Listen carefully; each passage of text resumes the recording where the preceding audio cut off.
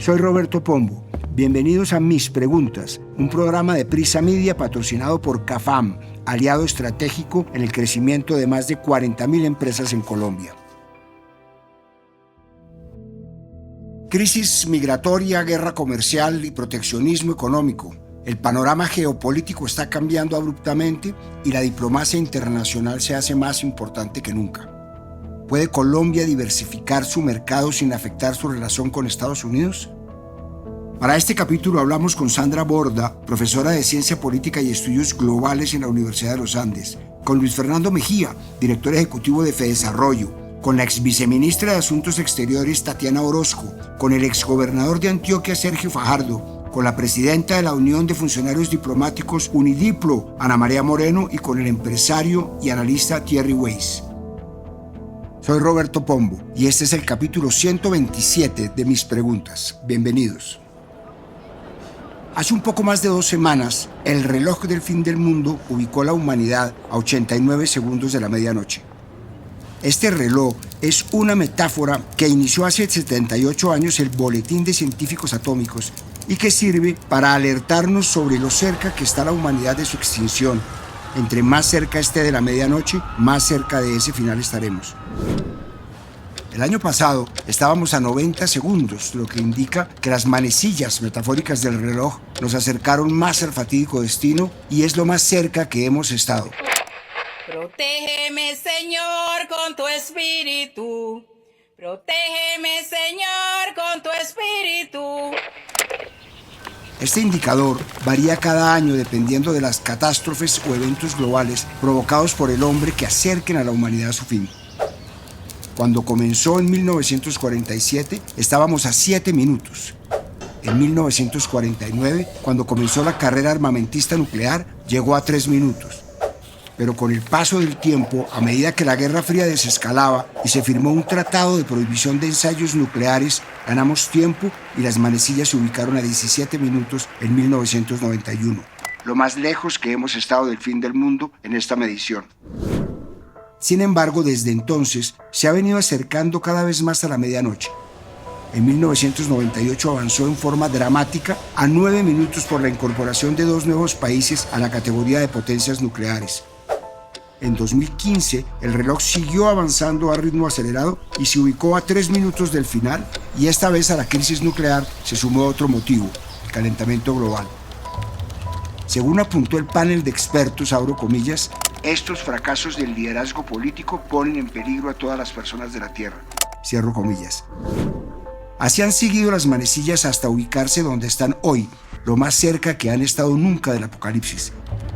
Según el comité, la humanidad se acerca cada vez más a la catástrofe. A pesar de las señales inequívocas de peligro, los líderes nacionales y sus sociedades no han hecho lo necesario para cambiar el rumbo. Como afirmó el expresidente Juan Manuel Santos, que hace parte de The Elders, aunque es un panorama desolador, es reversible, pero solo si los líderes mundiales entablan un diálogo de buena fe. Por estos días de turbulencia política, eso parece poco probable. El panorama geopolítico atraviesa un momento complicado, con guerras en Medio Oriente, en Ucrania, y una tensión internacional entre las potencias que parece apuntar a una guerra comercial. ¿Qué tanto tiene que ver la polarización y la radicalización con la crisis geopolítica que atraviesa el mundo? Le trasladé la pregunta al exgobernador de Antioquia, Sergio Fajardo. El tema que nos proponen se puede mirar desde múltiples aristas y muchas explicaciones, pero hay un eje fundamental de todo esto y se llama Donald Trump, presidente de los Estados Unidos, el personaje más importante del mundo, en el sentido de que todo lo que él hace o deja de hacer lo vemos en vivo y en directo por todo el planeta. Y lo que está pasando en los Estados Unidos, lo que significó que el mundo demócrata no fue capaz de entender la dimensión de los malestares que se acumulaban en esa sociedad, que Trump los entendió perfectamente en su estilo, que es la expresión máxima de la polarización, del populismo, se convierte en un factor que está sacudiendo a todo el planeta Tierra desde la perspectiva que él ha presentado muy sencilla. Hay que hacer América de nuevo grande, y lo que está haciendo es, en vivo y en directo, expresión de esa polarización y destruyendo el orden global. ¿Qué va a pasar? ¿Qué puede pasar? ¿Qué papel van a jugar adentro de los Estados Unidos los demócratas para en principio contrarrestar políticamente el papel de Trump? No sabemos, pero de todas maneras el daño es gigantesco. Y desde esa perspectiva, la forma de la política que él ha introducido de manera espectacular, con todo lo que significa la polarización, el populismo y la destrucción que va de la mano de eso, va a ser parte fundamental de lo que viene para los próximos años en el mundo. El reto que tenemos muchos países es entenderlo, saber cómo juntarse para enfrentar en el sentido de plantear alternativas y rescatar el valor de la democracia, que está en serio peligro. El capítulo está por escribirse y apenas estamos viendo el comienzo. La polarización en el mundo es un fenómeno real. Les voy a dar un par de datos cruciales para entender el fenómeno de la política actual. De acuerdo con el proyecto Variety of Democracy, la creciente polarización política es una tendencia global y a principios de la década de 2000, Latinoamérica tenía una puntuación muy por debajo del promedio mundial y era la segunda región menos polarizada del mundo. Sin embargo, a partir de 2015, la polarización comenzó a crecer más rápido que el promedio mundial, superándolo alrededor de 2017. Y Estados Unidos no es la excepción. El último índice de la unidad de Vanderbilt del proyecto Vanderbilt sobre unidad y democracia estadounidense evidenció que el país continúa su tendencia hacia una mayor polarización y termina 2023 con una caída de la unidad de casi 3 puntos respecto del comienzo del año. Esto se pudo ver en las últimas elecciones presidenciales, en las que el candidato y eventual ganador Donald Trump, cuando mostró un discurso y una forma de gobernar más radical. En este tiempo, grupos de milicias antigubernamentales, nacionalistas blancos, Proud Boys, supremacistas cristianos y teóricos de la conspiración al estilo de QAnon expresaron una sensación de júbilo mezclada con un afán de vengarse de sus oponentes políticos. El cambio en esta segunda administración de Trump también lo vimos rápidamente en los primeros días, cuando comenzó por indultar a casi 1.600 personas procesadas por el asalto al Capitolio el 6 de enero de 2021, luego de que perdiera las elecciones. Pero no solo eso, sino que despidió a los fiscales y más de una docena de empleados del Departamento de Justicia que colaboraron con las 2 investigaciones judiciales en su contra. I'm sorry, you're fired. Get out of here. Además, en los primeros 10 días en su regreso a la Casa Blanca, expidió 42 órdenes ejecutivas, entre las que incluyen una que declaró la emergencia nacional en la frontera sur, otra en la que designa a los carteles de la droga y a las bandas criminales transnacionales como organizaciones terroristas extranjeras, y una orden ejecutiva con la que comienza el proceso de retirada de Estados Unidos de la Organización Mundial de la Salud. Según un análisis del Centro de Estudios Estratégicos e Internacionales de la Universidad de Georgetown, la administración Trump parece tener poca paciencia con los modelos tradicionales de la diplomacia, llenos de formalismo preestablecido y significados ocultos. Busca demostrar poder y que los demás demuestren su sumisión. El panorama en el resto del mundo no es muy diferente. Ya unos capítulos atrás hablé de los excesos y la violación de derechos humanos del régimen de Nicolás Maduro en Venezuela, y en Argentina el presidente Milei prometió perseguir a la izquierda en cualquier lugar del mundo. Tomen conciencia de ello y vamos por ellos. Sí, zurdos tiemblen. La libertad avanza.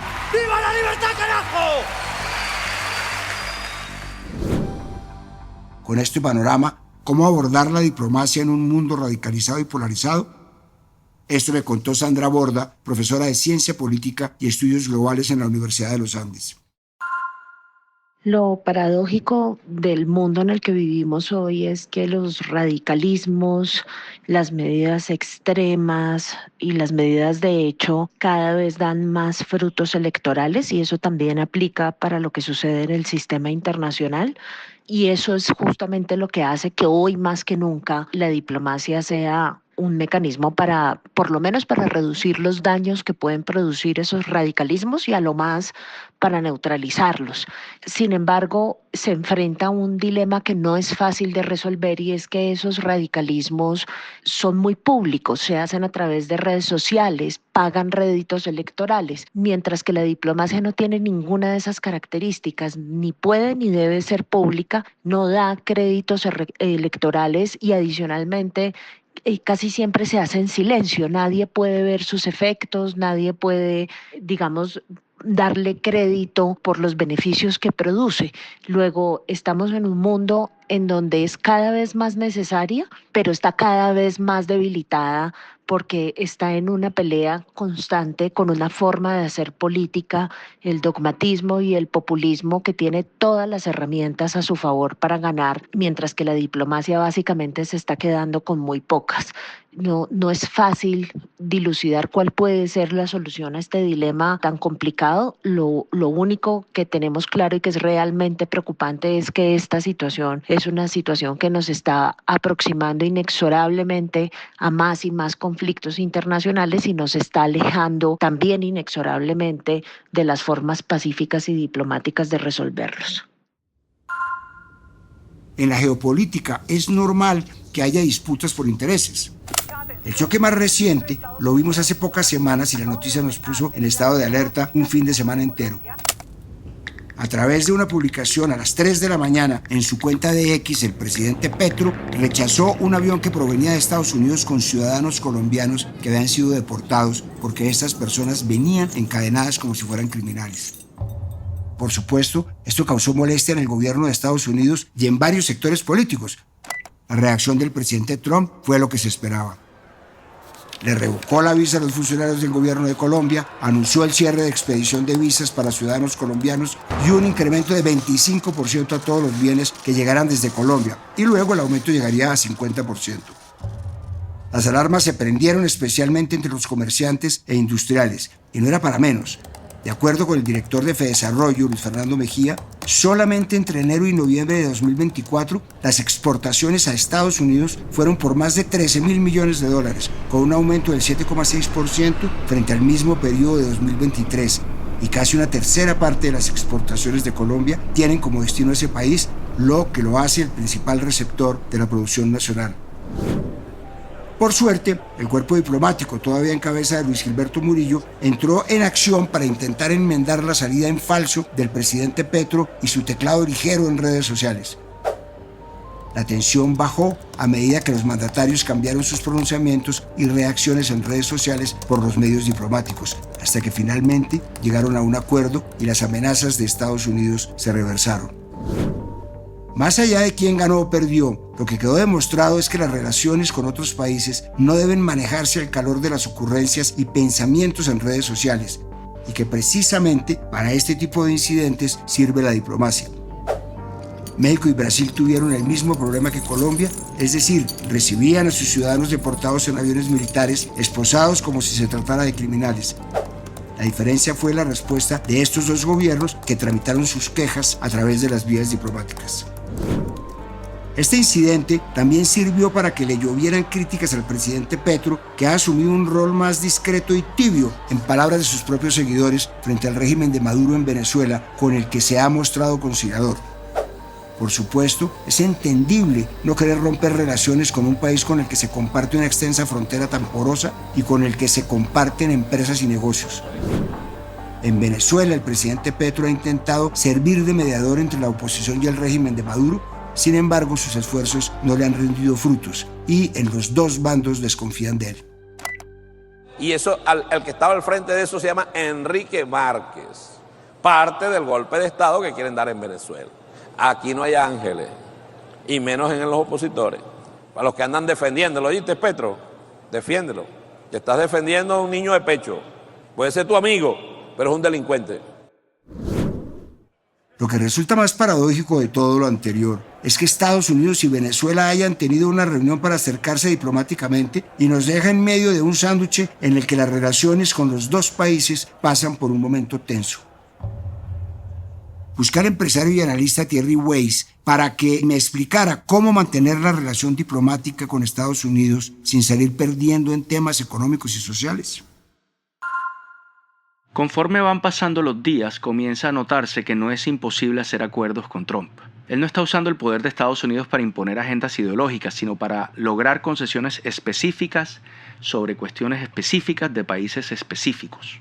Por ejemplo, estuvo dispuesto a posponer por un mes los aranceles contra México y Canadá a cambio de que estos países colaboren más con el patrullaje de las fronteras, y a lo mejor esa prórroga puede volverse indefinida. De manera similar, Colombia podría encontrar unos asuntos, unos temas en los que esté dispuesta a trabajar del lado de los Estados Unidos, siempre y cuando, por supuesto, no vayan en menoscabo de los intereses nacionales. Las cuestiones más obvias son la inmigración y la lucha contra el narcotráfico. En esos asuntos, los intereses de Colombia y de Estados Unidos podrían estar alineados, o al menos no demasiado desalineados. Ahí podría haber puntos de encuentro que abrirían las puertas para una relación más constructiva con ese país, incluso bajo Trump. Otros temas, como la presencia cada vez más significativa de grandes inversiones chinas en nuestro país, pueden llegar a ser más delicados. De cualquier manera, creo, la clave es no pelear por motivaciones ideológicas o por convertir ciertas posiciones en puntos de honor. Nunca ha existido un imperio único en el mundo. Aunque muchos, como el romano, el egipcio o el español, han tenido épocas de gran dominación, han tenido que entenderse con otros grandes poderes. Hoy vivimos en lo que se conoce comúnmente como un mundo multipolar, en el que ya el dominio no depende de dos bloques, el capitalista y el comunista, sino que coexisten varias potencias regionales y en diferentes aspectos. En ese sentido, los imperios que dominan el mundo hoy en día son Estados Unidos y la Unión Europea, pero también hay un nuevo grupo que espera tener asiento en la mesa de los grandes, los BRICS. Se trata de un foro de cooperación económica, política y social fundado en 2009 por países con economías emergentes, Brasil, Rusia, India, China y Sudáfrica. De las primeras letras de estos países sale el nombre. Y uno de sus principales objetivos es comerciar sus productos en monedas locales para dejar de depender del dólar estadounidense. Ya este grupo de países ha discutido la creación de una moneda común, pero no se ha puesto de acuerdo. Pero las transacciones entre estos países ya se hacen en monedas locales. Por ejemplo, China ya hace el 95% de su comercio con Rusia en yuanes y tiene acuerdos para negociar en monedas locales con Brasil, India, Sudáfrica, Indonesia, Arabia Saudita, Egipto y Etiopía. Y aunque según varios de los gobiernos de los BRICS, lo que buscan no es competir o hacerle daño al dólar, sino dinamizar sus monedas, el presidente Trump ya ve en este grupo una amenaza y advirtió que les impondría aranceles del 100% a las importaciones provenientes de esos países si sustituyen el dólar en sus transacciones. El gobierno del presidente Petro ha comenzado una política exterior multipolar, una búsqueda por diversificar la economía. En noviembre de 2024, el entonces ministro de Hacienda Ricardo Bonilla González hizo público el interés de Colombia de postularse a ese foro porque le va a permitir diversificar los destinos y llegar a mercados como el sudeste asiático. Busqué a Tatiana Orozco, ex viceministra de Asuntos Exteriores, para que me contara qué ganaría y qué perdería Colombia si logra entrar a los BRICS. Escuchemos su respuesta. Unirse a los BRICS traería oportunidades, pero también desafíos para Colombia. Una de las cosas positivas es que accederíamos al nuevo Banco de Desarrollo que financia proyectos de infraestructura y sostenibilidad, complementando la oferta a organismos tradicionales como el Banco Mundial o el BID.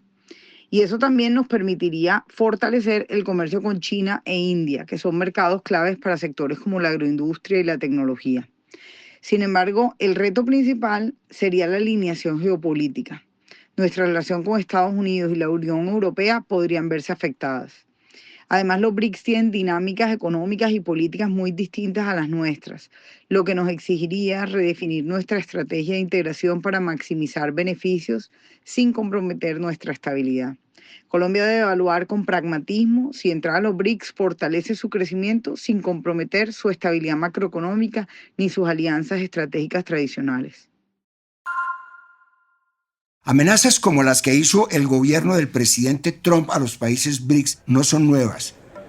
Ya le impuso aranceles a los productos que se importen de México, Canadá y China, los países desde los que más importa. Por supuesto, los tres gobiernos respondieron que harían lo mismo con los productos de Estados Unidos que entraran a sus países, y Trump tuvo que retroceder y suspender los aranceles por 30 días. Lo que sí logró con Canadá y México es que movieran 10.000 soldados hacia la frontera con Estados Unidos para detener el tráfico de drogas. Muchos califican esta estrategia como una especie de guerra comercial.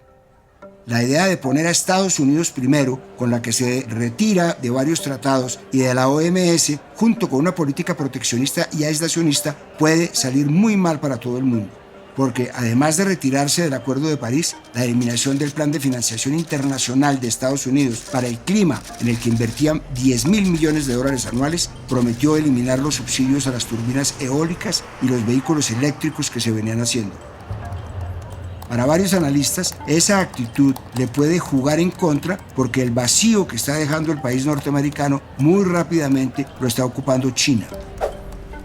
China es el mayor socio comercial de países poderosos en América Latina con mucho peso mundial como Brasil y Argentina, lo que obliga a un anticomunista ferviente como Milei a no renunciar a negociar con los chinos. En la búsqueda del gobierno de diversificar las relaciones, el entonces canciller Luis Gilberto Murillo hizo una visita diplomática a Pekín en octubre de 2024, en la que ratificó la creación de una comisión binacional para negociar la entrada de Colombia a la franja y la ruta del gobierno chino para expandir su influencia en el mundo a partir de grandes inversiones. Y es que según el ministro de Comercio Luis Carlos Reyes dijo a la W que el gobierno está buscando nuevas oportunidades de negocios en otros países, especialmente en China. Viendo el panorama de sanciones y guerra comercial, ¿puede Colombia diversificar sus exportaciones sin sacrificar su relación con Estados Unidos? Esto me contó Luis Fernando Mejía, director ejecutivo de Fedesarrollo. Colombia exportó cerca de $50.000 millones en el 2024, una cifra similar a la observada en el 2023, pero por debajo de los $57.000 millones que exportamos en el 2022.